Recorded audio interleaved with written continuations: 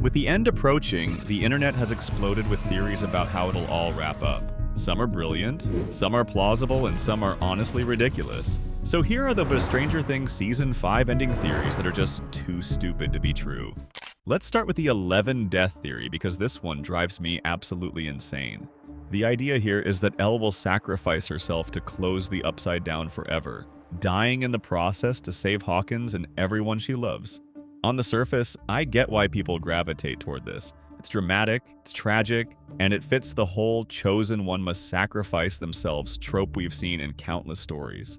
The problem is that Stranger Things has never been that kind of show, and doing this would misunderstand what the series has always been about.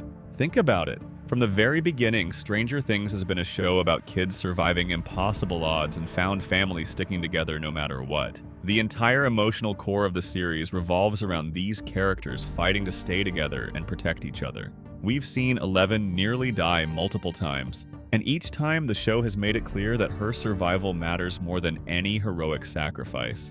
When she died, closing the gate in Season 1, the emotional devastation wasn't about her heroism. It was about the loss and grief. And then she came back because the show understood that her story wasn't over. Look at what we know from Volume 2 of Season 5. Callie literally proposes that she and Eleven sacrifice themselves by staying on the bridge when it explodes, suggesting they blow themselves up along with the abyss. This is presented as an option, sure, but the framing matters. Throughout the season, we've seen Eleven grappling with the revelation that her powers come from Vecna's blood, that she's connected to him in this horrible, permanent way. She's dealing with feeling like this nightmare will never end because she's literally part of the problem. Having her die to solve that problem would be the most depressing, nihilistic message possible. It would essentially say that Eleven's existence is the problem and the only solution is her death. That's not the show we've been watching. Stranger Things has consistently rejected the idea that Eleven is just a weapon or a tool. The whole point of Hopper and Joyce's parenting, of Mike's love for her, of her friendship with Max, is that she's a person who deserves to live a normal life. She spent 5 seasons learning how to be a regular kid, how to have friends and go to school and experience normal teenage things. The natural conclusion to that arc isn't death. It's finally getting to live the life she's always wanted. Plus, let's be real. Killing off your main character in a show that's fundamentally about hope and resilience would be such a betrayal of the audience. We've invested 9 years in Eleven's journey. We've watched her grow from a terrified lab experiment who could barely speak into a strong, confident young woman who's learned to stand up for herself and protect the people she loves. Ending that journey with her death would make all of that growth feel pointless. And from a practical storytelling standpoint, we already know they're planning to blow up the exotic matter that holds the wormhole together. That's the plan to close the Upside Down permanently. Eleven doesn't need to die for that to happen. The bomb will do it. The only way she dies is if she chooses to stay behind. But why would she? Especially after everything we've seen about her relationship with Hopper this season. Episode 5 shows us Eleven confronting Hopper about the bomb, believing his plan all along was to kill Vecna and die in the process. She feels betrayed by one of the only people she thought she could trust. That scene exists to show us that Eleven values life, her life, and Hopper's life, and she's not okay with suicide missions. She's not going to turn around and do exactly what she was angry at Hopper for considering. Now let's talk about the Mike and Will romance theory, because this one is equally frustrating, but for different reasons. The idea is that Will's coming out scene in episode 7 is somehow setting up a romantic relationship between him and Mike, that Mike will realize he's actually in love with Will, not Eleven, and they'll end up together. I cannot stress enough how much this misunderstands both characters and what the show is actually doing with Will's storyline. First, let's acknowledge what actually happened. Will came out to the group in a beautiful, emotional scene where he was supported and loved by everyone. He talked about being scared of Vecna's vision, showing everyone drifting away after learning he's gay, and his friends and family immediately rallied around him. It's one of the most important moments in the entire series, and it's significant precisely because it's about Will being accepted for who he is, not about setting up a romance. The Mike and Will shippers have been reading romantic subtext into their friendship for years, and look, I get it. Close male friendships on TV are often coded romantically, whether intentionally or not. But the show has been extremely clear about where both characters stand. Mike is in love with Eleven, like deeply, genuinely in love with her. We've watched them grow together, struggle together, and fight for each other. In Season 5, even with all the chaos, Mike is still clearly devoted to Elle.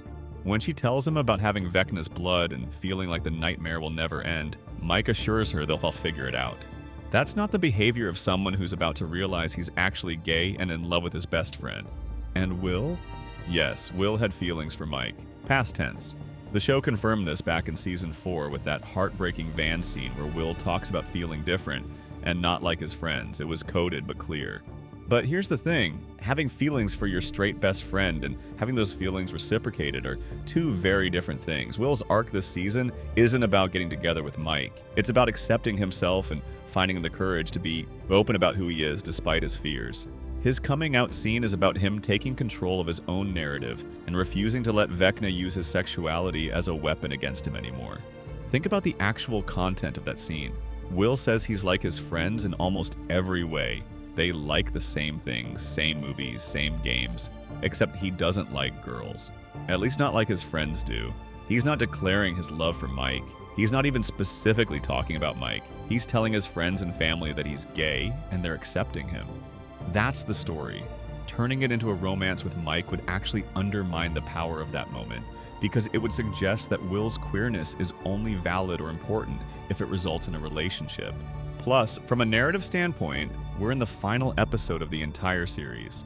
There is no time to develop a romantic relationship between Mike and Will that would feel earned or satisfying. Romance takes time to build, especially when you're asking the audience to accept that a character's entire sexual orientation and established relationship should be thrown out. Even if the Duffers wanted to go there, which all evidence suggests they absolutely do not, it would feel rushed and forced at this point in the story. Let's move on to another theory that keeps circulating. The idea that Joyce or Hopper will die in the final battle. This one usually goes hand in hand with the 11 sacrifice theory, with people suggesting that maybe Hopper will die protecting Elle, or Joyce will sacrifice herself to save Will. Again, I understand the dramatic appeal, but it completely misses what these characters represent in the story. Joyce and Hopper are the parent figures who've been fighting for these kids since day one. Joyce literally went to another dimension to save Will in Season 1. Hopper sacrificed himself, or so we thought, to close the gate in Season 3. These characters have already proven their willingness to die for their kids. Having one of them actually die now would just be repetitive and cruel. The emotional journey we've been on with Hopper, especially, has been about him learning to live again after losing his daughter Sarah. His relationship with Eleven has been about both of them healing and becoming a real family. Killing him off would undo all of that growth and send a pretty terrible message about trauma and recovery. We saw in Episode 5 how Eleven reacted when she thought Hopper was planning a suicide mission. She was devastated and felt betrayed. That scene exists to show us that both characters value their relationship and their future together, more than any heroic sacrifice. The same goes for Joyce and Will. After everything Joyce has been through to protect her sons, after Jonathan's support of Will this season, the story isn't building toward her death. It's building toward this family finally getting to be together and safe. Then there's the theory that Steve will die heroically, finally getting his big hero moment. This one gained traction after Eddie's death in Season 4, with people assuming the show has established a pattern of killing off a beloved character each season for emotional impact. But that's not actually a pattern. Barb died in Season 1, Bob died in Season 2, Billy died in Season 3, Eddie died in Season 4? Sure, but these deaths all served specific narrative purposes and were characters who weren't part of the core group. Steve is different. Steve has been part of the main ensemble since Season 1, and his entire arc has been about growth and found family. He went from being the popular jerk to the babysitter to the guy who genuinely cares about these kids and would do anything to protect them. His relationship with Dustin is one of the most beloved dynamics in the show.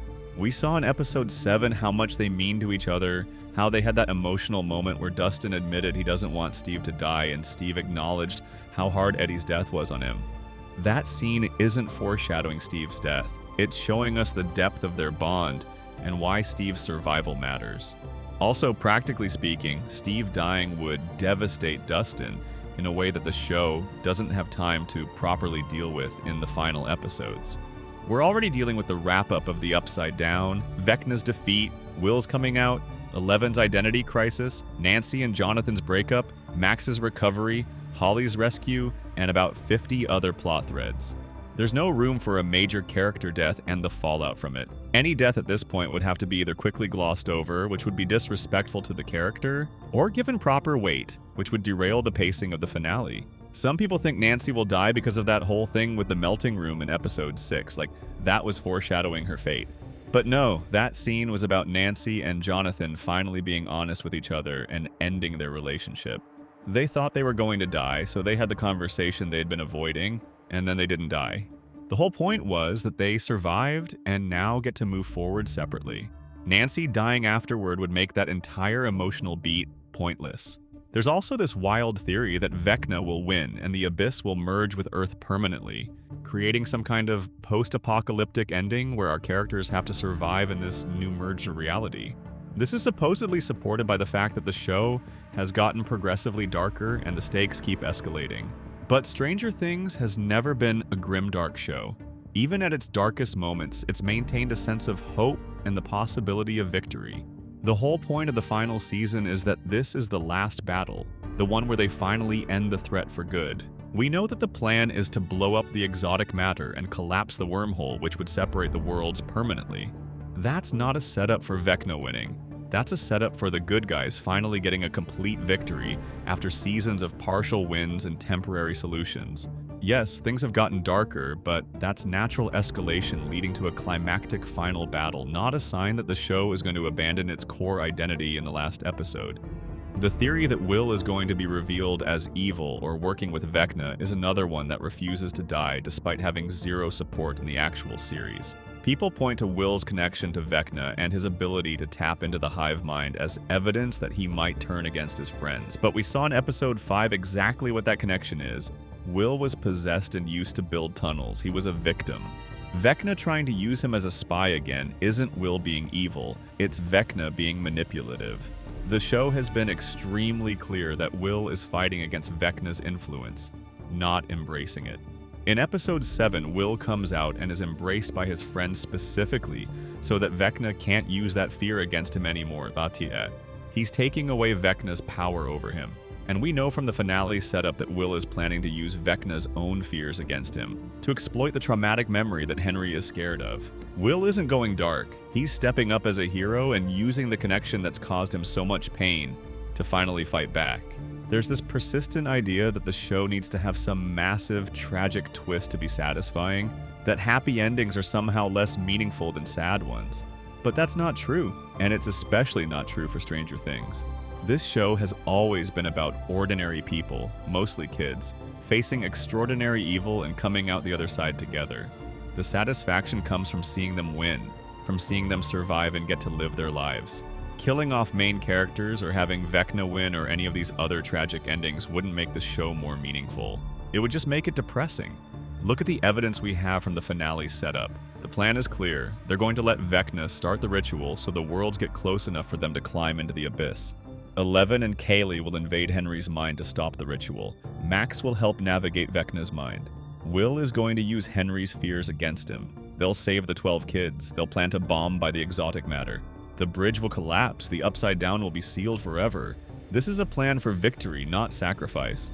Yes, Kaylee suggested she and Elle could stay behind and die, but that's presented as one character's perspective, not the actual ending.